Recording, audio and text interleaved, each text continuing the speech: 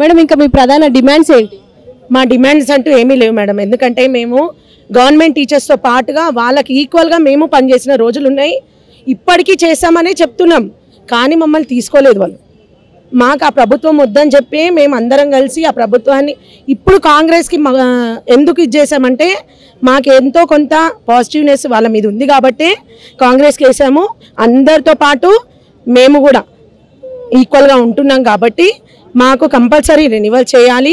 రెన్యువల్తో పాటు salary ఎవరిదైతే pending ఉందో అది ఇవ్వండి.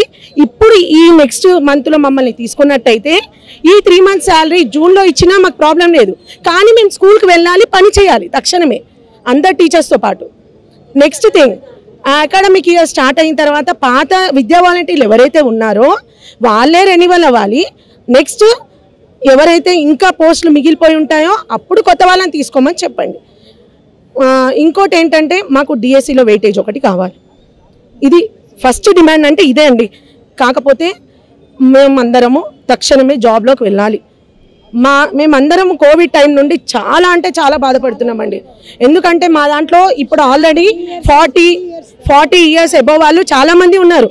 వాళ్ళు డిఎస్సికి కూడా అర్హులు కాదు. ఇప్పుడు వేసినా వేస్టే. సో అలాంటి వాళ్ళను ఏం చేయాలంటే రెన్యువల్ చేస్తే వాళ్ళకు ఒక ప్లస్ పాయింట్ ఉంటుంది, వాళ్ళకు ఒక జీవితం అనేది ఇచ్చిన వాళ్ళు అవుతారు. సో సెక్యూరిటీ ఉంటుంది కాబట్టి ముందుగా వాళ్ళు తక్షణం మమ్మల్ని రెన్యువల్ చేసినట్టయితే మేము ఎల్లప్పుడూ వాళ్ళకు రుణపడి ఉంటామండి. మీరు మమ్మల్ని ఎలాగైతే పాజిటివ్నెస్తో మమ్మల్ని తీసుకుంటారో నెక్స్ట్ టైం కూడా మేము మళ్ళీ మీకే ఇస్తామని మేము హామీ ఇస్తున్నాం. మా విద్యా వాలంటీర్ తరఫు నుండి మేము 16,000 మంది ఉన్నామండి. 16,000 మంది మేము మళ్ళీ మీతోనే ఉంటాము. మాకు కావాల్సింది రెన్యువల్. మీరేం చెప్పాలనుకుంటున్నాము? మాకు ఫస్ట్ రెవెన్యూవల్ కావాలండి, ఈ మంత్లోనే కావాలండి. మాకు ఫస్ట్ రెవెన్యూవల్ అయిన తర్వాత శాలరీ ఏంటి అనేది తర్వాత ఫస్ట్ అయితే మాకు ఈ మంత్లోనే రెవెన్యూవల్ చేయించాలండి. మీకు అందరూ మా యూనియన్ తరపు నుంచి అందరూ కూడా కోరేది ఒకటేనండి, ఈ మంత్ 26th రిపబ్లిక్ డే రోజు మాత్రమే స్కూల్లో ఉండాలి. అదేనండి మా విన్నపం అందరి నుంచి కూడా కోరుకునేది. అంటే మీరు ఎప్పటి నుంచి ఇప్పుడు డ్యూటీలో లేదు? 2019 నుంచి లేదండి, కరోనా టైం నుంచి మార్చి 22nd వరకు వర్క్ చేసాం మేడం. అక్కడి నుంచి ఖాళీగా ఉన్నాం మేము ఇప్పటివరకు. ఈ రోజు వరకు కూడా ఏదో అవకాశం ఇస్తారని మేము ఇంతవరకు ఆశిస్తున్నాము. గత ప్రభుత్వం లాగే కాకుండా ఈ ప్రభుత్వం నమ్మకంతో మేము ఈ ప్రభుత్వం నమ్మకంతో మేము గెలిపించుకున్నాం కనుక మాకు నమ్మకం ఉంది, మీరు ఇస్తారని నమ్మకంతో మేము ఇంతమంది వచ్చామండి. మేము 16,000 మంది ఉన్నాం తెలంగాణ రాష్ట్రంలో. ఈ 16,000 మందికి జీవనోపాధి 3 సంవత్సరాల నుంచి లేదండి, దాదాపు 3 years నుంచి ఖాళీగా ఉన్నారు. పీజీలు బిఎడ్లు చేసి కూడా మాలు పనికి వెళ్ళిన రోజులు కూడా ఉన్నాయి మేడం ఇప్పుడు. కానీ ఈ పరిస్థితి రాకుండా ఉండాలంటే రేవంత్ అన్న సార్ గారు మమ్మల్ని మంచి హృదయపూర్వకంగా ఆహ్వానించి మాకు మంచి ఉపాధి కల్పిస్తారని నమ్మకంతో కోరుకుంటూ ఇంతమంది ఇక్కడికి వచ్చామండి మేము ఈరోజు. అంతకు మించి ఇంకేమీ లేదండి. మీరు చెప్పండి అమ్మ, మీరు చెప్పండి. అంటే ఇప్పుడు ప్రైవేట్ బళ్ళకు స్కూల్స్కి చేసిన వాళ్ళకు కూడా వాళ్ళు ఉపాధి కల్పించారు. వాళ్ళు కరోనా టైంలో ఫ్రీగా ఇచ్చారు, అమౌంట్ ఇచ్చారు, ఫుడ్ ఇచ్చారు, రైస్ ఇచ్చారు. కనీసం గవర్నమెంట్ స్కూళ్ళలో చేసిన వీవీలకు ఏం చేశారు? లాస్ట్ గవర్నమెంట్ మమ్మల్ని కనీసం పట్టించుకోలేదు, 1 రూపీ కూడా ఇవ్వలేదు, మమ్మల్ని రెన్యువల్ చేయలేదు. తర్వాత వచ్చింది రెన్యువల్ చేయలేదు. ఎన్నిసార్లు ఆఫీసులో చుట్టూ తిరిగాము, రెన్యువల్ కావాలి మమ్మల్ని, మాకు జాబ్ సెక్యూరిటీ కావాలి, మమ్మల్ని పట్టించుకున్నది లేదు. సబితా మేడం ఒక్కసారి కూడా మమ్మల్ని కలిసింది లేదు. 20 times 10 times మా వాళ్ళు ఎంతమంది అందరం కలిసి వచ్చినా కూడా రెస్పాండే లేదు. మాకు రెన్యువల్ ఇప్పుడు కావాలి. కాంగ్రెస్ గవర్నమెంట్ మీద మాకు నమ్మకం ఉంది, మాకు అందుకనే మేము ఇక్కడికి వచ్చాం. సార్ మీరు చెప్పండి, ఇప్పుడు ఎడ్యుకేషన్ మినిస్టర్ని కలిసారు ఇక్కడ? మేడం ఇంకా ఎడ్యుకేషన్ మినిస్టర్ కన్ఫర్మ్ కాలేదు. ఇప్పుడు ప్రస్తుతం ఎడ్యుకేషన్ అనేది సీఎం సార్ చేతిలోనే ఉంది. ఎవరనేది డిసైడ్ అయ్యాక ఒకసారి సార్ని కూడా కలుస్తాము. కానీ మేము అనేది ఏంటంటే మేము ఏదో అరకొరకగా మేమేం జాయిన్ కాలేదు స్కూల్లో. ఎవరో అనుకోకుండా వచ్చి జాయిన్ చేస్తేనో, ఒక విద్యా కమిటీ చైర్మన్ ద్వారానో, లేకపోతే ఎవరో రికమెండేషన్ ద్వారానో మేమేం జాయిన్ కాలేదు.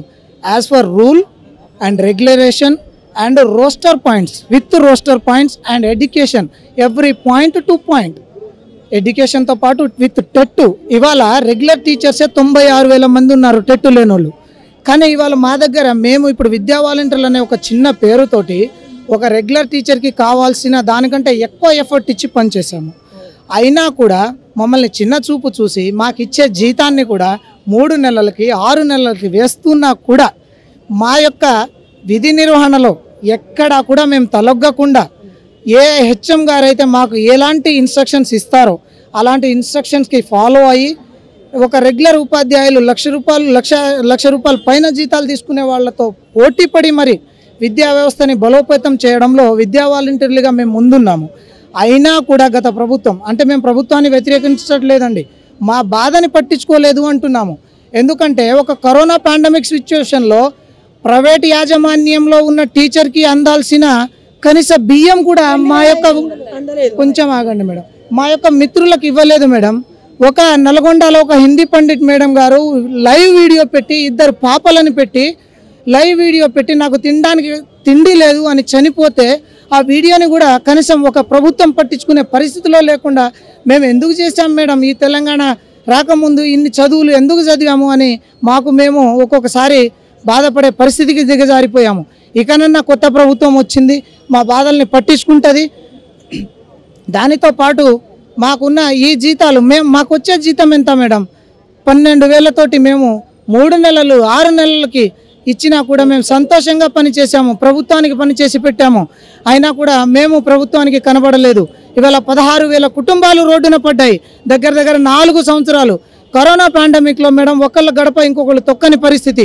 అలాంటిది గవర్నమెంట్ తీసుకెళ్ళి ప్రైవేట్ స్కూళ్ళు ప్రైవేట్ యాజమాన్యాలకి బియ్యం బస్తాలు ఇచ్చింది, కానీ మా మొహానకు కనీసం వీళ్ళు బతికున్నారా, గవర్నమెంట్కి సర్వీస్ చేశారు, వీళ్ళు అసలు ఉన్నారా లేరా అని కూడా పట్టించుకునే స్థితిలో లేదు గత ప్రభుత్వం. కనీసం మా బాధని బయట చెప్పుకుందామంటే కనీసం ఆ గేట్ల దగ్గర కూడా రానిచ్చే పరిస్థితి లేదు. ఇవాళ మాకు స్వేచ్ఛ ఉంది కాబట్టి ఇంత దూరం వచ్చి మాట్లాడగలుగుతున్నాము. మీలాంటి వాళ్ళకు మా బాధని మేము చెప్పుకునే పరిస్థితికి వచ్చాము. కానీ మేడం మాకేం లేదు, మాకేమో డిమాండ్లు లక్షలు 2 లక్షలు మాకు శాలరీలు ఇవ్వండి అని మేము ప్రభుత్వాన్ని కోరుకోవట్లేదు. మాకు ఉన్న దాంట్లోనే మీకు సంతోషంగా మాకు ఇచ్చి మా జీవితాలకి మా కుటుంబాలకి ఆధారాలన్నీ కొంచెం రోడ్డున పడ్డ జీవితాలని మళ్ళీ గట్టెక్కించండి సారు మహాప్రభు. మేము విద్యా వాలంటీర్లం 16,000 కుటుంబాలు ఉన్నాము, మా కుటుంబాలని కూడా ఆదుకోండి అని దండం పెట్టి ఉన్న ప్రభుత్వాన్ని మేము అందరి రాష్ట్ర ప్రభుత్వం రిక్వెస్ట్ చేసుకుంటున్నామే తప్ప ఇప్పటికీ మాకు చెయ్యండి, ఖచ్చితంగా కావాలి, మేము పోరాడతాము. ఇవన్నీ పోరాటాలన్నీ పోయాయి, రాష్ట్రాలు వచ్చేసాయి, 10 సంవత్సరాలు అయిపోయింది, మేము ఇలాగే ఉండిపోయాము. ఎందుకంటే మా యొక్క ఎడ్యుకేషన్ ఎటుపోయిందో కూడా తెలియదు, మా యొక్క విధి విధానాలు మేము పడ్డ కష్టం కూడా ఎటుపోయిందో కూడా తెలియదు. కాబట్టి ఇప్పటి ప్రభుత్వాన్ని కూడా మేము కోరుకునేది ఏంటంటే తక్షణమే మాకు 2,000 ఆర్డర్స్ ఇచ్చి కొద్ది గొప్ప మా కుటుంబాలని కూడా ఆదుకోండి అయ్యా అని మేము ఇక్కడికి వచ్చి ప్రతి మెట్టు తిరుగుతున్నాము. గత నెల రోజుల నుంచి కొత్త ప్రభుత్వం వచ్చింది, మాకు కూడా కొంచెం అండగా నిలుస్తుందని ఈ ప్రభుత్వాన్ని ప్లస్ రేవంత్ రెడ్డి సార్ని సీఎం గారిని మా గురించి ఆల్రెడీ ఆయన మా బాధలు కూడా విని ఉన్నారు. కాబట్టి ఇప్పటికైనా సరే మా 16,000 కుటుంబాలను ఆదుకోండి సార్, మమ్మల్ని కొంచెం రెన్యువల్ చేసి మా యొక్క జీవితాలని కొంచెం ముందుకు నడిచేలా ఉండాలని మేము కూడా as per government rule roster ప్రకారం వచ్చి ఉన్నాం సార్. అడ్డగోలుగా ఏమి లేము, మేము అన్ని ఎడ్యుకేషన్స్తో పర్ఫెక్ట్గా వచ్చి ఉన్నాము. మీరు కావాలంటే మీ అధికారులను ఆదేశించి ఒకసారి కనుక్కోండి, మా ఫైల్స్ని కూడా మా యొక్క కాండక్ట్ని కూడా కనుక్కోండి. ఖచ్చితంగా ఏ స్కూల్లో ఏ ఉపాధ్యాయులు ఎలా పనిచేస్తున్నారని కాండక్ట్ని కూడా కనుక్కోండి. ఆ కాండక్ట్ ద్వారానన్నా కనీసం మమ్మల్ని కొంచెం ఆదరిస్తారని మమ్మల్ని కనీసం మనుషులుగా గుర్తించి మా ఫ్యామిలీలకు అండగా నిలబడి మా యొక్క పనులని మా యొక్క కష్టాలని అర్థం చేసుకొని మా యొక్క సహాయ శక్తుల్ని విద్యా వ్యవస్థకి మేము అందించడానికి సంసిద్ధంగా ఉన్నాం. తక్కువ శాలరీలకైనా కానీ మమ్మల్ని మీరు ప్రభుత్వాన్ని తీసుకొని అందులో మా యొక్క శక్తి సామర్థ్యాలని వాడుకొని ఈ విద్యా వ్యవస్థని ఇంకో తారాస్థాయికి తీసుకెళ్లే సిచ్యువేషన్లో కూడా మేము భాగస్వాములం అవుతామని మేము ఈ ప్రభుత్వాన్ని కోరుకుంటున్నాం మేడం. సో చూసారు కదా, అంటే విద్యా వాలంటీర్లు ఒక స్కూల్కి ఎంత ఇంపార్టెంట్ అనేది మనం ప్రతిసారి చూస్తూనే ఉంటాము.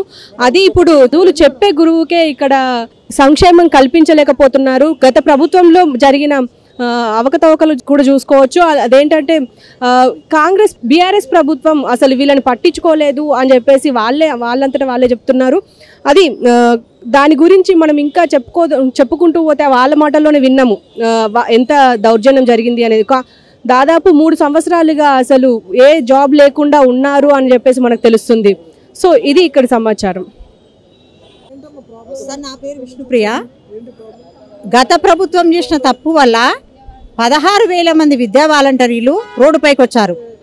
అప్పుడు మమ్మల్ని తీసేసి ఈ కేసీఆర్ ఏం చేశాడంటే మొత్తం శాలరీస్ అన్నీ ఇవ్వకుండా చేస్తాడు. శాలరీస్ కూడా ఇవ్వలేరు. శాలరీస్ పెండింగ్ శాలరీస్ ఇవ్వకుండా ఈ ప్రభుత్వం ఆ ప్రభుత్వం ఎంత ఘోరంగా వ్యవహరించింది విద్యా వాలంటీర్ల పట్ల అంటే అసలు చెప్పడానికి వీల్లేదు. ఎన్నో ధర్నాలు చేసినా ఎన్ని చేసినా పోలీసులు తీసుకుపోయినా కూడా పట్టించుకోలేదు.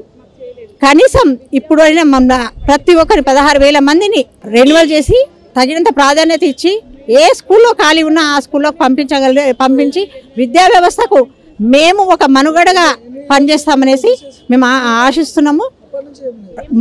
ఇది మా పాలన, ఇది మా గవర్నమెంట్ అనే నినాదంతో మేము పనిచేస్తాము. సీఎం సార్కు మేము చెప్పేది ఏంటంటే, సార్ మీరు మా సీఎం, ప్రజా సీఎం కాబట్టి మా సమస్యను అర్థం చేసుకొని దయచేసి ఇంతమందికి ఉపాధి కల్పిస్తారనేసి నేను మనవి చేసుకుంటున్నాను. Okay madam, thank you.